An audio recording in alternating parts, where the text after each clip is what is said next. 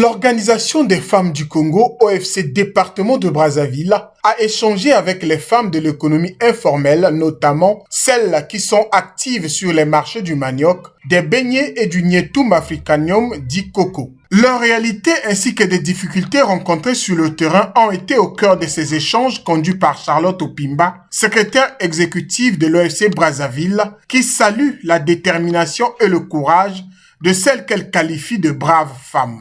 Les défis de ce secteur ainsi que les goulots d'étranglement sont très mal connus et les femmes connaissent d'énormes difficultés pour mobiliser les bénéfices réels grâce à leur activité.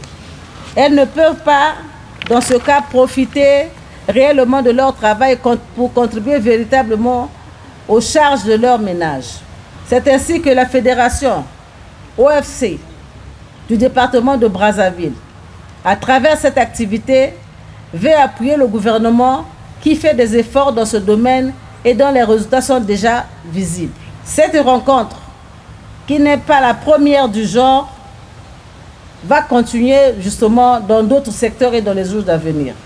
Défilant à tour de rôle devant la tribune, ces femmes ont exposé les difficultés auxquelles elles sont confrontées. Je transforme le manioc à base de la farine de foufou. Je fais les gâteaux, je fais les sandwichs et beaucoup de choses. De l'OFC, là, j'attends les machines. Le président de la République a déclaré que c'est cette année que c'est l'année de la jeunesse. Il faudrait que les enfants puissent venir apprendre et qu'ils aient au moins leur quelque chose dans la poche.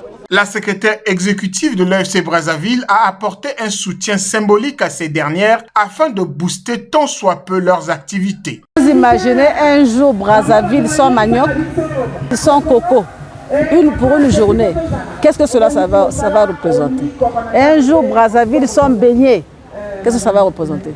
C'est pour valoriser ces femmes-là. Dire qu'elles sont les femmes de valeur, qu'elles sont des leaders. Elles sont les leaders dans leur secteur. Donc nous avons voulu leur donner confiance, qu'elles se disent qu'elles sont les femmes qui comptent pour le Congo et elles comptent également pour l'économie du Congo.